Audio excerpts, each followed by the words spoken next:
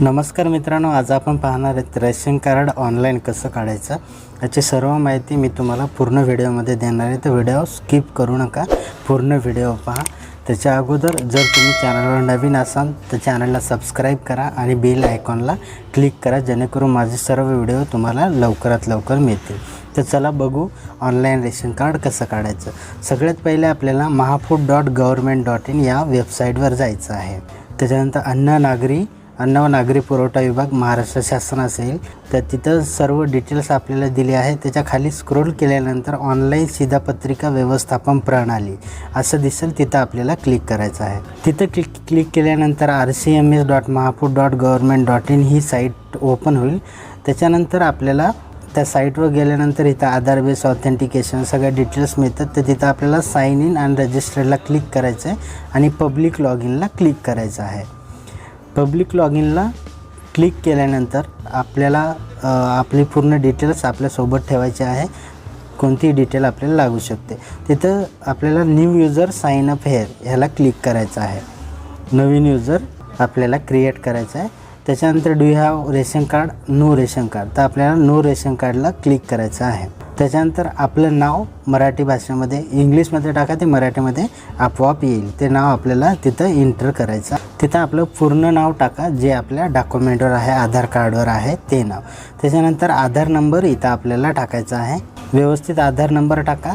तुम्हाला पाहायचं असेल तर त्या डोळ्यावर जे क्रॉस केलं आहे तिथं क्लिक करून पाहू शकता।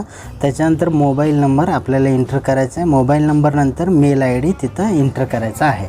मेल आय डी टाकल्यानंतर आपली जन्मतारीख आपल्याला तिथं टाकायची, आपली जन्मतारीख चूज करायची। इथं मित्रांनो लक्ष द्या, हेड ऑफ फॅमिली जर 18 वर्षापेक्षा जास्त स्त्री असेल तर तुम्ही स्त्री टाकू शकता, आणि 18 वर्षापेक्षा जास्त नसेल तर तुम्ही कोणताही जेंट्स हेड ऑफ फॅमिली म्हणून टाकू शकता 18 वर्षाच्या वरचा।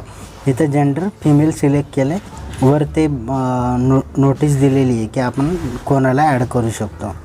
त्याच्यानंतर आपण जेंडर सिलेक्ट केल्यानंतर कॅप्चाला क्लिक करायचं, कॅप्चा तिथे एंटर करायचा आणि व्हेरीफाय आधार म्हणायचं। व्हेरीफाय आधारला क्लिक केलं। व्हेरीफाय आधारला क्लिक केल्यानंतर तुम्हाला एक आधार रजिस्टर मोबाईल नंबरवर OTP येतो, तो OTP तुम्हाला तिथं एंटर करायचा आहे। तर OTP आपण इथं टाकणार आहोत। OTP टाकल्यानंतर व्हेरीफाय OTP म्हणायचं। व्हेरीफाय OTP केल्यानंतर तुम्हाला लॉग इन ID चूज करा म्हणते, तर तुम्ही कोणतेही 8-9 आकड्याचं लॉग इन ID तिथं टाकायचं आणि चेक यूजर म्हणायचं। तिचं जर हिरवं चिन्ह येत असेल तर ओके आहे, ते यूजरनेम अवेलेबल आहे। मग त्याच्यानंतर पासवर्ड टाकायचा, परत सेम पासवर्ड कन्फर्म पासवर्डमध्ये टाकायचा। आपलं राज्य खाली ऑटोमॅटिक आलेलं आहे। त्याच्यानंतर जिल्हा आपल्याला सिलेक्ट करायचा, जिल्ह्यानंतर आपलं तहसील सिलेक्ट करायचं, तहसीलनंतर आपलं गाव आपल्याला तिथं सिलेक्ट करायचं आहे। त्याच्यातून गाव आपण सिलेक्ट करणार आहोत। तुमचं जे गाव असेल ते आपल्याला सिलेक्ट करा। गाव सिलेक्ट, ओके, गाव सिलेक्ट झाल्यानंतर आपल्याला फूड प्रोव्हायडर जो आहे म्हणजे फूड विक्रेता आपला तो सिलेक्ट करायचा आहे। तर इथं आपल्याला आपल्या गावामधून कोण आहे ते बघायचं, सर्च करायचं, तिथं नावं दिलेली आहेत तर त्या नावाला क्लिक करायचं आपल्याला, जे फूड सर्व्हिस प्रोव्हायडर आहे आपला। तर इथं मी माझा जो FSP आहे त्याला क्लिक करतो। FSP सिलेक्ट केल्यानंतर आपल्याला ॲड्रेस टाकायचा आहे, आपण ज्या एरियात राहतो तिथला ॲड्रेस तिथे एंटर करायचा आहे। ॲड्रेस 1 मॅन्डेटरी केलं आहे, ॲड्रेस 2 आपला सगळा पूर्ण ॲड्रेस तिथं आला पाहिजे असा ॲड्रेस तिथं टाका। पूर्ण ॲड्रेस टाकल्यानंतर तुम्हाला तुमच्या एरियाचा पिन नंबर जो आहे, पिन नंबर इथं एंटर करायचा आहे। आणि सर्व्हिस रिक्वायर RC ॲप्लिकेशन शिधापत्रिकेसाठी अर्ज हेच ऑप्शन आपल्याला सिलेक्ट करायचं आहे। दुसरं ऑप्शन आपल्याला सिलेक्ट करायची गरज नाही, फक्त शिधापत्रिकेसाठी अर्ज एवढंच ऑप्शन सिलेक्ट करायचं आहे। आणि त्याच्यानंतर हिरवं बटन सबमिटचं दिसतं तिथं सबमिट करायचं। हे सबमिट केल्यानंतर तुम्हाला यूजर ID रजिस्टर सक्सेसफुली असा मेसेज येईल। त्याच्यानंतर इथं तो मेसेज दिसेल बघा तुम्हाला, register successfully with log in, तुमचा लॉग इन ID तिथे दिलेला असतो। क्लिक हेअर टू लॉग इनला आपल्याला परत क्लिक करायचं आपल्या रेशन कार्डचं स्टेटस पाहण्यासाठी, आणि रजिस्टर्ड यूजरला तिथं क्लिक करायचं आहे। रजिस्टर युजरला क्लिक केल्यावर तुम्ही 3 पद्धतीने लॉग इन करू शकता. आधारने, तुमच्या युजर नेमने आणि रेशन कार्डने. रेशन कार्ड तर आलेलं नाही. आधार कार्ड करण्यापेक्षा आपल्याकडे युजर ID पासवर्ड आहे तर आपण त्यांनी साइन इन करू. आता मी युजर नेम आणि पासवर्ड टाकला आहे. त्याच्यानंतर साइन इनला क्लिक केलं आहे.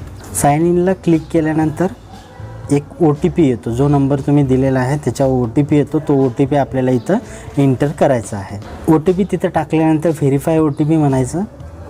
व्हेरीफाय OTP म्हणलं की RCMSचं एक तुमच्या नावाचा डॅशबोर्ड येतो.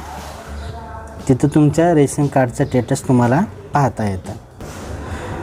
इथं जर काही दिसत नसेल तर तुम्ही राईट साईडला तुम्हाला तुमच्या FSPचं नाव, ॲड्रेस दिलेला असतो आणि तहसीलचं नाव. तर तुमच्या हा अर्ज, त्याच्यानंतर तुमचा आधार कार्ड, पॅन कार्ड ह्या सगळ्या डॉक्युमेंट घेऊन तुम्हाला तहसील ऑफिसला जायचं आहे.